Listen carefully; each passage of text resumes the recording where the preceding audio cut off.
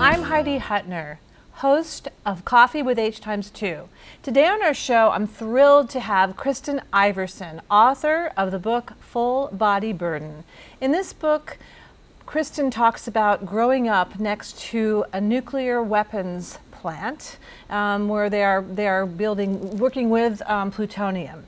And Kristen will be talking today to us about that book and about her other writing. She's a phenomenal writer.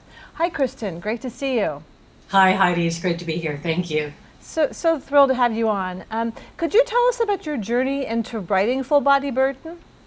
What led you to write it? How you got there? Well, the book is essentially the story of the Rocky Flats nuclear weapons plant, which had been a part of my life, a part of my childhood, all my growing up years. And we never really knew what they did at the plant. Our home was just 3 miles from the plant, and it was really the biggest secret, not only in the neighborhood, but the biggest secret in Colorado. When I was a kid, the plant was operated by Dow Chemical, and the rumor in the neighborhood was that they were making household cleaning supplies. For years, my mother thought they were making scrubbing bubbles, but they were not making scrubbing bubbles.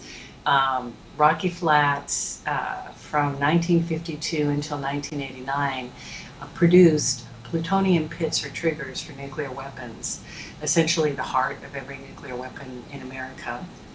Over the course of that period of almost 40 years, Rocky Flats produced more than 70,000 pits or triggers, each one the size of a small, slightly flattened grapefruit. And each pit contains enough breathable particles of plutonium to kill every person on Earth. It's highly, highly dangerous material, obviously.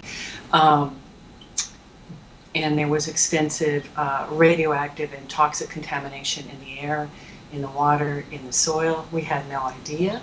I grew up next to the plant. My sisters and my brother and I rode our horses in the fields around the plant. We swam in the lake.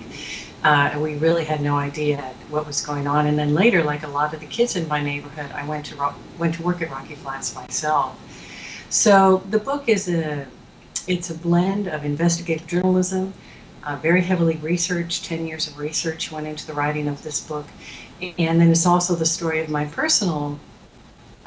story and the story of my family and my neighbors and coworkers, and really telling the story of Rocky Flats through the eyes of the people who lived it, as well as the actual history of the plant itself. So I know that you swam in those waters, you ate food that was grown nearby. There's some descriptions in your book about animals that had, birth defects and strange growths, and yet you were fed those turkeys. I remember reading that in your book. What was that like? Well, it's interesting that you bring up the animals, because it's in the animals that we first begin to see some of the hard evidence of the contamination that was happening. The Jackson Turkey Farm was indeed just down the road from our house, pretty much just across the street and down the road a little bit from the Rocky Flats plant itself. We went to school with all of the boys who lived on that farm. There were 4 brothers, and they talked about how the Department of Energy, later they talked about how the Department of Energy conducted raids on the turkey farm to test the turkeys. And they were never told the results of those tests, and of course we weren't either. We didn't even know that was going on. But the turkeys were contaminated. We ate those turkeys. We see radioactive and toxic contamination in other animals in the area.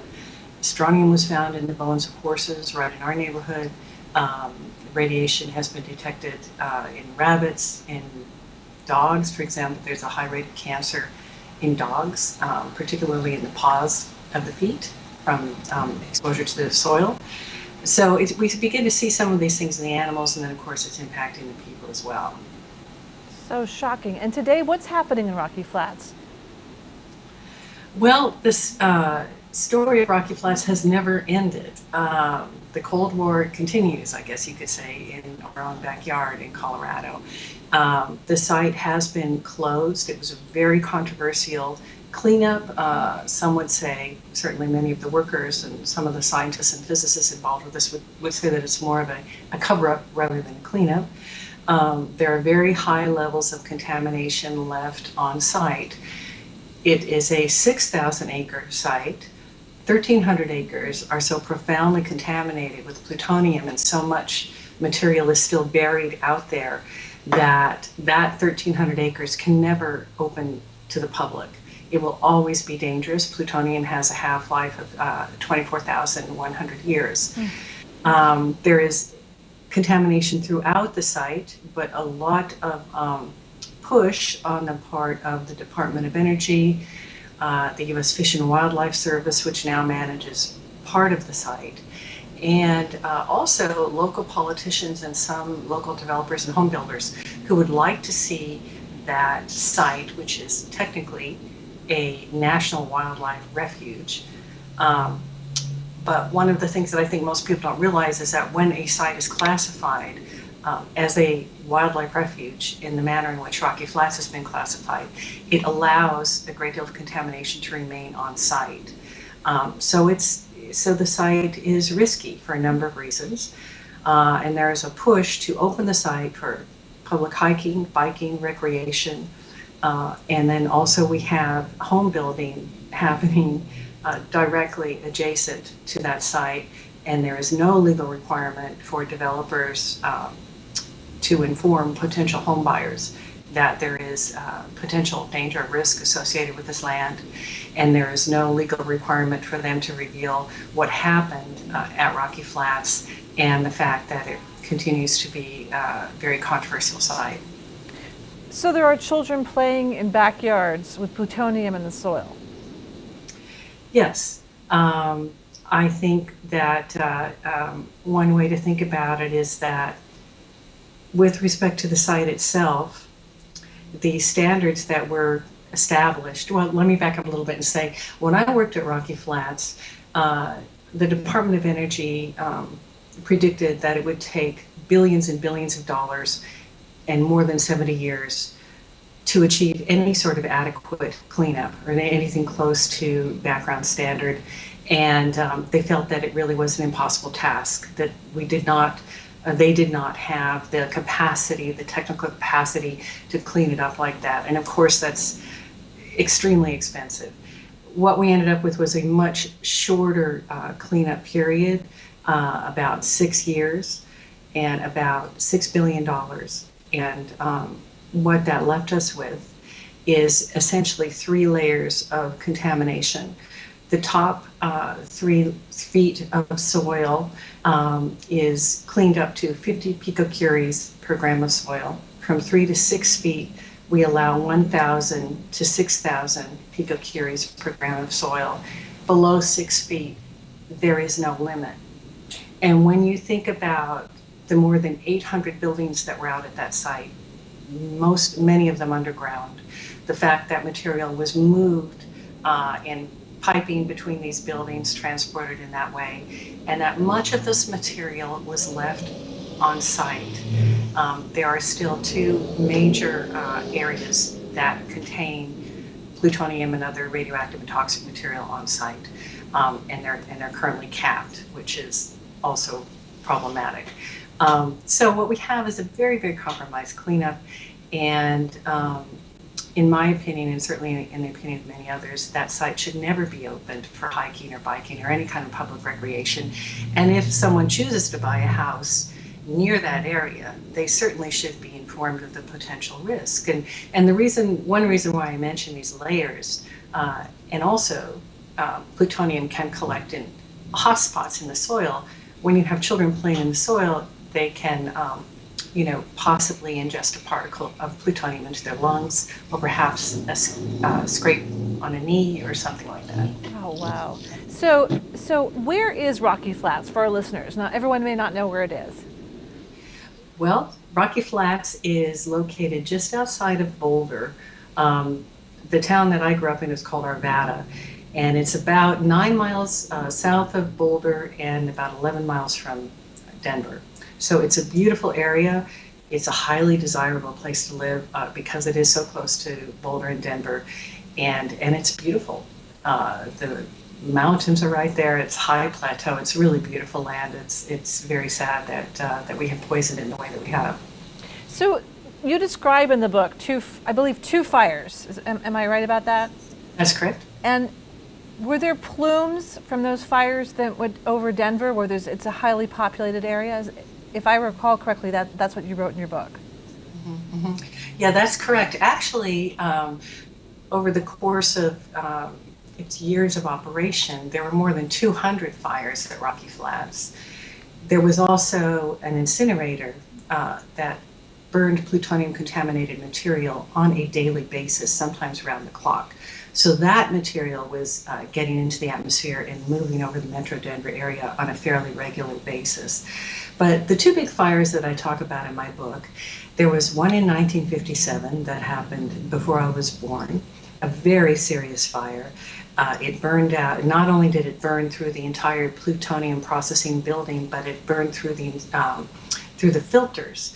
And so we'll never know exactly how much material escaped over Arvada in particular, which is where my house was, but on over the Metro Denver area. And that was a large plume. It went all the way to the border. Plutonium doesn't stop at the state border. In fact, there's evidence that it went even beyond state lines. But within 2 years after that particular fire, we saw a spike in childhood leukemia, in a number of health issues that can be tied directly to that fire. The second big fire was in 1969 on Mother's Day, May 11th, 1969. I was a kid. I was out with my family. We were having Mother's Day brunch. We had no idea that there was a fire at the plutonium facility at the core of the plant there. There was no evacuation. There was no warning. There was no information available to residents when the fire happened or even after the fire happened. It wasn't until the DOE was forced to admit that this fire had occurred that they did. That created a similar plume, and we have maps that show exactly where that plume went and how much radiation and material it carried with it. And it moved over the Arvada, particularly Arvada, Westminster area, south and east of the plant, and then on over the Metro Denver area. And so, again, we see a lot of health effects from this. I'm sure. It sounds just, and what's so extraordinary is how few people know about it. And how few people know about the test bombs, for instance, in Nevada, the hundreds of test bombs. But this is a story that, until your book came out, I don't think anyone was talking about it. So people call it a secret war on the American people. Meanwhile, we're building bombs to protect ourselves, supposedly, to protect ourselves from enemies, but we're harming our own people. We're harming the earth, right? We're harming human beings and animals and our future and future generations. Mm-hmm. How do you warn people 24,000 years from now that a site is polluted in such a profound way? What was your reaction to Fukushima, for instance, the meltdown in 3/11/11? Well, it was very interesting to me in the sense that the reaction of TEPCO and the reaction of the government was very similar to what we've seen at Rocky Flats and also at other similar sites, Chernobyl, for example, which is a denial, lack of information, and I think that continues to the present day, certainly to a certain extent. And it makes it very difficult for people who live in the area and are most immediately affected by these things to find out any firm information about what has actually happened and then what the short and long-term effects are to that. And I'll just add something in with respect to Rocky Flats that happened fairly recently. About 2 years ago, we had flooding in Colorado, and the entire Rocky Flats site and the core area that I mentioned earlier that is so profoundly contaminated was underwater. And I'm talking 3 to 6 feet of fast-moving water that moved over that site and moved into local neighborhoods. There was what we call sediment transfer. The water picked up a lot of soil. Some of that soil is contaminated, and moved that into local neighborhoods. And then, of course, when the water evaporates, you have the risk of what's in the water. And then when the water evaporates, then those particles are available for resuspension in the air. So there were a lot of people living nearby, living near Rocky Flats, who were very concerned about material that was coming off site. And it was months and months before we found out anything. And then it was only partial information, and the information was not complete. Out of the 6 monitoring stations, 2 of the monitoring stations were knocked out by the floods for several hours. One of the caps that I mentioned earlier actually cracked, and there was some material coming from that as well. And it was almost a year before residents had any information at all. And even then it was only partial information. It's so scary. You know, I know you have children, I have a child, and you know, obviously so many families in America, and to think that we don't know when a site is contaminated, right? How do we make that choice? I don't want to go there, I do want to go there. I will buy a house, I'm willing to take the risk. I mean, obviously no one should take the risk to have a home where there's plutonium in the soil, but at least we want to know, right? That sort of, we deserve to have this information. It's shocking to think that people don't know, and that they're going to build this park in this location seems outrageous to me. I found it interesting when I was doing my research. There was a plant in Russia called Mayak, and what they were doing at Mayak was basically the same as what we were doing at Rocky Flats. They were producing plutonium pits or triggers for weapons. There was extensive contamination. What's interesting is that the fires and the accidents and the problems at Mayak happened at almost exactly the same rate and at the same time as what was happening at Rocky Flats. The curious thing to me, and I would say this may be true to a certain extent even to the present day, is that people living around Mayak knew more about what was happening there than what people in Colorado knew about Rocky Flats.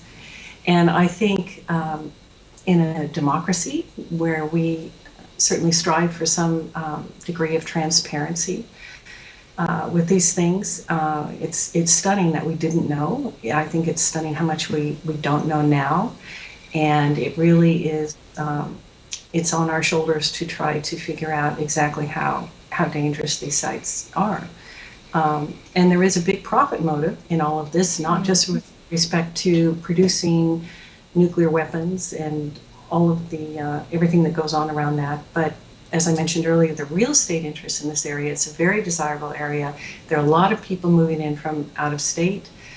They're buying these houses out there at a good price. And ironically, some of those houses are green houses. And it's just, it's really a tragedy that this is happening. Because of course we know that radiation doesn't just impact one generation; it genetically gets passed on. You might not see it in one generation. You can see cancer in many generations going forward.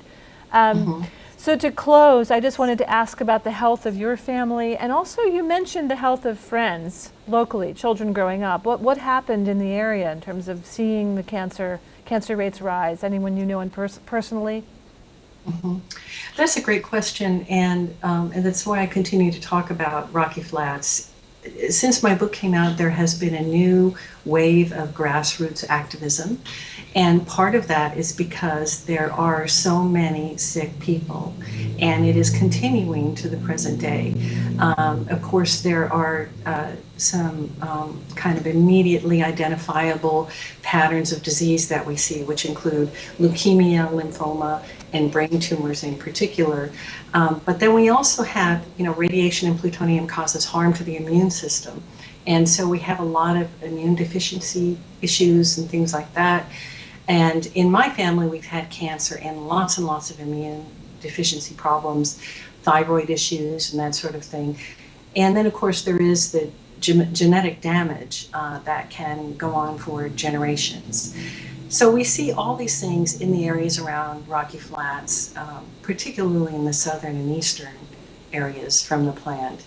And one thing that's happened is that finally we have what I hope will be enough interest from local universities and medical facilities and that sort of thing to provide surveys and more public health monitoring for people who live around Rocky Flats. There has been some help for workers at the plant, and that's a whole nother discussion here, but there has never been anything available for residents, despite the fact of a a huge class action lawsuit. More than 13,000 people involved in this lawsuit felt that their health had been seriously impacted, by being close to the plant, and that was lost on appeal through a technicality. Those people didn't go away. Those health concerns did not go away. It's all continuing to the present day. Well, thank you so much, Kristen. I could talk to you for hours, as I think you know. And you're working on a new book. As we close, would you like to tell us a little bit about that? And then we'll have to say goodbye. I am indeed working on a new book. It's a lot of fun. I'm working on a book about the inventor Nikola Tesla and his friendship, perhaps surprising to some people to hear this, his friendship with author Mark Twain. And it's the title of it is, at this point, the title may change, but at this point it's Strange Genius, The Curious Friendship of Nikola Tesla and Mark Twain. And there are some interesting connections to the anti-war movement and all sorts of things. Both of those men were writers, they were both inventors, and they were also very interested in helping to create a peaceful world, actually. So it's a lot of fun. Wow, and the tradition obviously being passed down to the new Tesla vehicles, right, from their ancestor. So thank you so much, Kristen, for your time, for your fabulous book. I know it's being translated into many languages. It's taught at colleges all over the U.S. and around the world. I use it in my classroom many times. It's an important book, Full Body Burden. It tells a story that most Americans don't know about our nuclear weapons history and plutonium pollution, which is still a huge problem in the state of Colorado. So I recommend the book. It's a great personal story, a family story, and a tragedy of U.S. pollution. It should be taken care of. It needs to be cleaned up. We need to protect our children and our future. Thank you, Kristen. And that was our episode on Coffee with Hx2. You can see more of our shows at my website, HeidiHutner.com. Thank you.